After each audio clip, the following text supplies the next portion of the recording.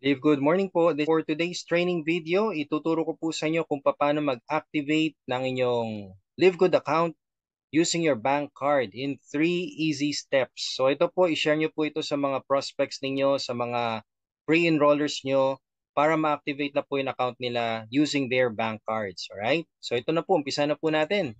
First step, kailangan nyo lang pong pumunta sa Google or Chrome ninyo and visit this website, securemyposition.com. So i-type nyo po yan ng dikit-dikit, alright? Huwag nyo po ipaghihiwalay, securemyposition.com at ito po yung lalabas. Ayan, alright? So all you need to do is just to enter your email dun sa box and click the View My Team button. Yan. Alright? So kapag kayo po ay naka-pre-enroll, may lalabas pong next page which is it. Yan, okay? So, pag lumabas na po itong page na to, ibig sabihin naka-pre-enroll ka nga po kay LiveGood. Kung hindi po lumabas ang page na to, hindi pa po kayo naka-pre-enroll. Alright? So, ask the link, the referral link of your enroller, of your sponsor, para makapag-pre-enroll na po kayo. Because we have a cut-off here. So, may cut-off po tayo.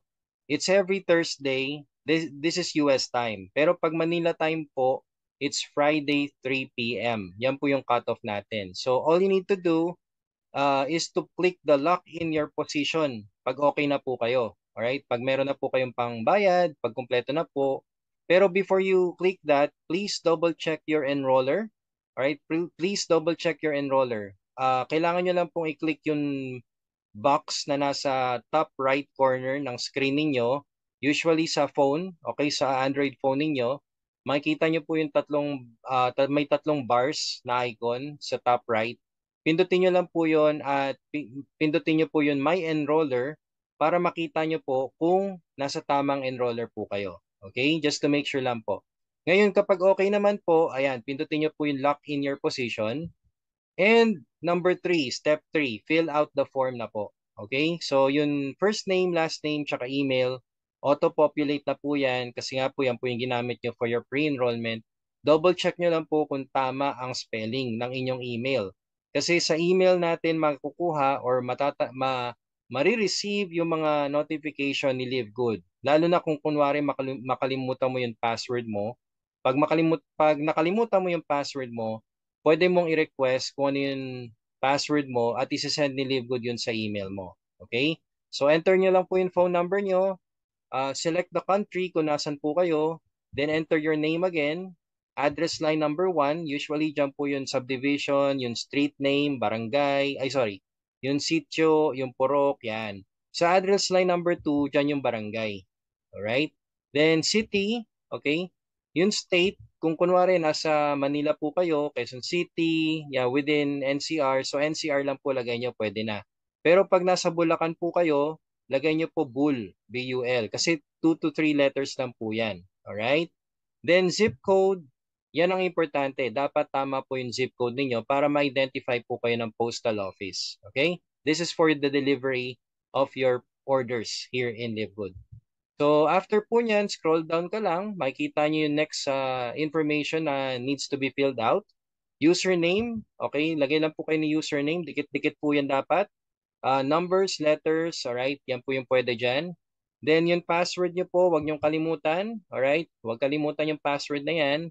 And confirm password, ulitin nyo lang po at huwag nyo pong kakalimutan yan. Okay?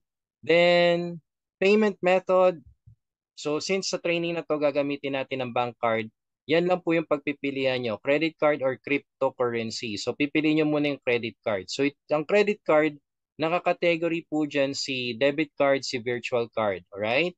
Then all you need to do is just to encode your card information. Name on the card, credit card type, is it Visa, MasterCard, or Discover card? So dito sa Pinas, it's Visa and MasterCard lang naman ang tinatanggap.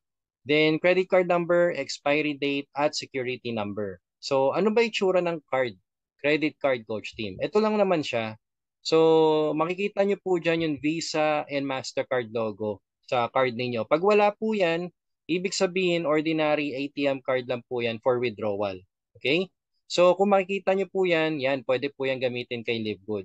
I-enter nyo lang po yung 16 credit card number or debit card number or virtual card number. Then enter nyo po yung expiry date and yung three numbers which is yung security code sa likod ng card ninyo, yung actual card. Nasa signature panel po yan, alright? So yan po yung security code. Yan lang naman po yung mga kailangan nyo to activate your account. Alright? So ngayon, kung meron naman kayong virtual card, ito for example, ito po ay ang Maya virtual card, i-click nyo lang po yung eyelashes na yan. Alright? Press the eyelashes para lumabas po yung card information nyo. Usually sa Maya po, dapat may laman yung card nyo or may laman yung account nyo ng more than 100 pesos. Kasi kung wala pong 100 pesos yan, hindi po magpapakita yung information na yan. Okay? So, just a simple tip, kung wala po kayong credit card, wala kayong debit card, mag-apply na lang po kayo ng virtual card sa Maya. Pwede din po sa GoTime, pwede din po sa CIMB. Yan po yung mga bank cards or sorry, mga accounts or apps, sorry. Mga apps na pwede kayong bigyan ng virtual card for free. So kailangan nyo lang po mag-verify using your valid ID, one valid ID. Alright? So ngayon, enter nyo lang po yung information na kailangan sa credit card info. Pag kumpleto na po yan, pili na lang po kayo kung anong membership ang gusto nyo. Is it the $49.95, yun $40 for the one-time affiliation sign-up fee, and the $9.95 for the first month, or option 2, yun $40 affiliation fee plus the 12-month membership na makaka-discount ka ng 2 months. So 1 year po yan for only $99.95, right? $99.95. So pwede nyo pong i-avail yan para makasave po kayo. So depende kung ano po yung budget ninyo. Pag okay na po yan, just scroll down and then fill out nyo lang po yung copy, yung shipping address ng credit card or debit card ninyo or ng virtual card ninyo. Kung parehas lang naman po, pwede nyo lang po pindutin yan, copy shipping address, or you can simply do the manual encoding. Pag okay na po yan, click nyo lang po yung continue. At pag click nyo po ng continue, i-verify lang po yan ng system kung tama ba yung in-enter mong information. Alright? Kaya ito sa pag-scroll mo po, okay, pagtingin nyo po sa baba, makikita nyo rin po ito to confirm kung tama ba yung address na in-enter mo. So kung tama lahat, i-click mo lang po itong I understand that I will be charged $49.95 at I agree to the policies and procedures. Click nyo lang po yan or i-tick nyo lang po yan, yung dalawang box na yan, and complete my sign up. So napakadali, no? Ganun lang po. Ngayon, kung maka-experience po kayo ng gantong error, like invalid card info, ibig sabihin lang po niyan, you need to double check your card information. Baka nagkamali ka ng credit card number, ng expiry date, or ng security numbers. Alright? Check nyo lang po yan. Pag naka-experience naman po kayo ng card declined, insufficient funds, kulang lang po yung laman ng card ninyo or ng account ninyo. Kasi usually, maglagay po kayo ng around 3,000 pesos for the activation. Kasi may certain fees din po yan eh. Alright? Ngayon, kung kayo po ay maka-experience naman ng invalid transaction, ang kailangan nyo lang gawin dyan ay to check your online bank app. Okay? So for example, kung kayo po ay gumagamit ng BPI, Union Bank, Land Bank, check nyo lang po yung mobile app ninyo and allow international purchase and e-commerce. Alright? Usually nasa card settings po yan para lang po ma-allow yung international transactions. And another experience or another error is the card is already in use. Ibig sabihin lang po niyan, one card per person only policy tayo. Yan. So hindi nyo pwede gamitin yung credit card or debit card niyo sa another account. So 1:1 po kasi tayo. Okay? Kaya kung kunwari gusto nyo gamitin yun, kung kunwari meron kang 3 cards at gusto mo i-enter yung 3 family mo, pwede po yung ganon. Pero kung kayo po ay nag-iisa lang po, may isang card lang po kayo, pero 3 kayo, hindi nyo pwede gamitin yung one card for the 3 family members. Okay? So if everything goes well, welcome and congratulations. Yun, ganun lang po kasimple.